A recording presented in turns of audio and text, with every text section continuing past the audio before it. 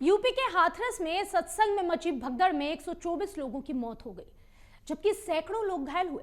सत्संग का आयोजन भोले बाबा उर्फ बाबा नारायण हरि के संगठन ने किया। मरने वालों में 7 बच्चे, 100 से ज्यादा महिलाएं शामिल हैं। दर्दनाक हादसे के बाद सत्संग स्थल शमशान घाट जैसा बन गया। यहाँ लाशों का अंबार लगा था। सड़क किनारे खेत में पानी भरा था, कीचड़ हो रहा था। भागने के चक्कर में श्रद्धालु पानी और कीचड़ में फंसकर गिर गए, भीड़ में दबते चले गए। महिलाओं और बच्चों के मुंह में, नाक में कीचड़ भर गया। भीड़ में कुचलने और दम घुटने से अधिक लोगों की मौतें हो गई। खेतों में लोगों के पैरों के निशान भयावह मंजर बयां कर रहे हैं। महिलाओं और बच्चों के चप्पल, सैंडल, पर्स और मोबाइल तक बिखरे पड़े थे। सड़क किनारे लगे चप्पल सैंडल के ढेर को लोग देखते हुए दिखाई दिए। हाथरस के सिकंदरा राव के नेशनल हाईवे स्थित गांव फुलरई मुगलगढ़ी के सहारे खेतों में आयोजित नारायण साकार हरि उर्फ भोले बाबा के सत्संग के समापन के बाद मची भगदड़ में करीब 124 लोगों की मौत हुई है। मंगलवार दोपहर यह हादसा उस समय हुआ जब भोले बाबा के काफिले के निकलते समय उनकी चरण धूल लेने के लिए अनुयायियों में अफरा तफरी मची। भगदड़ के बीच हाईवे के सहारे के कीचड़ युक्त खेत में तमाम लोग गिर गए और उनके ऊपर से भीड़ गुजर गई। हादसे के बाद मची चीख पुकार के बीच अफरा तफरी भरे माहौल में शवों और घायलों को सिकंदरा राव के ट्रॉमा सेंटर एटा के मेडिकल कॉलेज ले जाया गया। मरने वालों में महिलाओं और बच्चों की संख्या अधिक है। मंडल आयुक्त अलीगढ़ चेत्रावी की अगुवाई में जांच समिति गठित की गई। 24 घंटे के अंदर अपनी रिपोर्ट देनी है।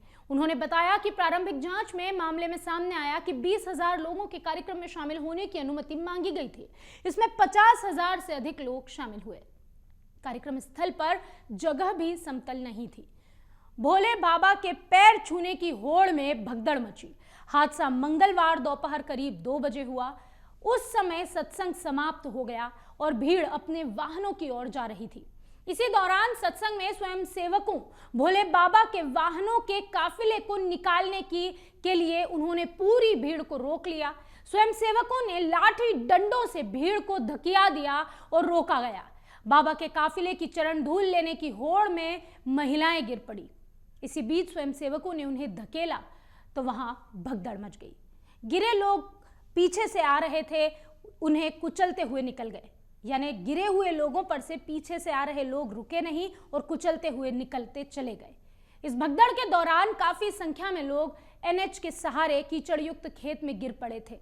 उनके ऊपर से भी भीड़ गुजरती चली गई।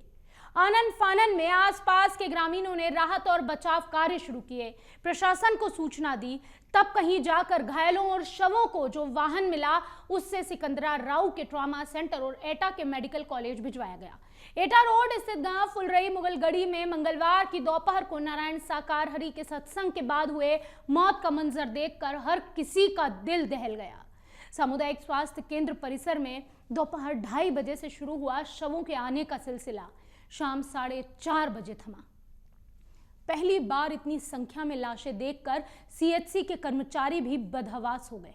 उनकी समझ में नहीं आ रहा था कि कौन मृतक है, कौन घायल। कई दिन पूर्व से सत्संग के लिए बाबा के सैकड़ों सेवादार व्यवस्था में जुटे हुए थे। सत्संग में 1 लाख श्रद्धालुओं के आने का अनुमान था। दोपहर 2 बजे के बाद जैसे ही सत्संग समाप्त हुआ, आरती हुई। भीड़ गर्मी और उमस से बचने के लिए तेजी से जीटी रोड की तरफ दौड़ी। भीड़ को जीटी रोड पर बाबा के सेवादारों ने रोक दिया। उनका कहना था कि बाबा की कारों का काफिला निकलने के बाद भीड़ को आगे बढ़ने दिया जाएगा।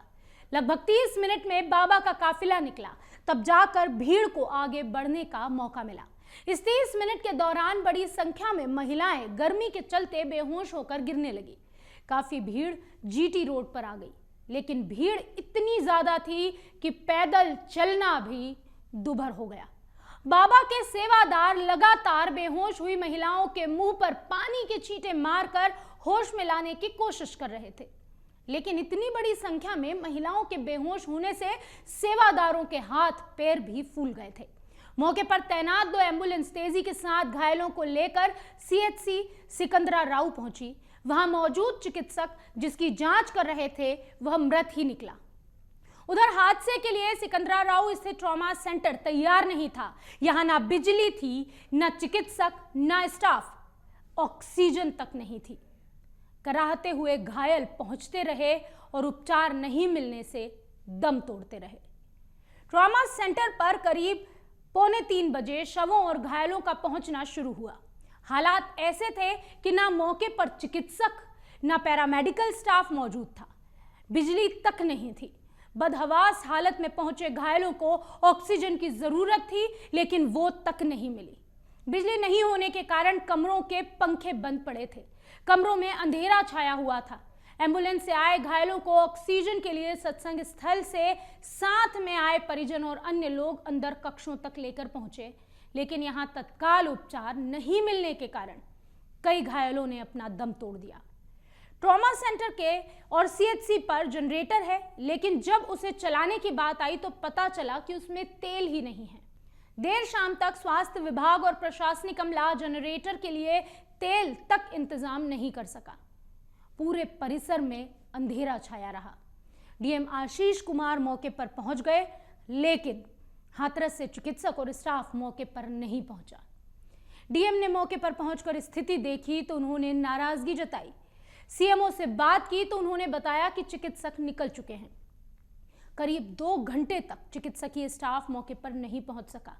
आलम यह रहा कि घायलों को उपचार के लिए रेफर करना शुरू कर दिया। अगर आप ये वीडियो YouTube पर देख रहे हैं तो हमारे चैनल को सब्सक्राइब करें और बेल आइकन को दबाना ना भूलें। अगर आप Facebook पर ये वीडियो देख रहे हैं तो हमारे पेज को लाइक करें।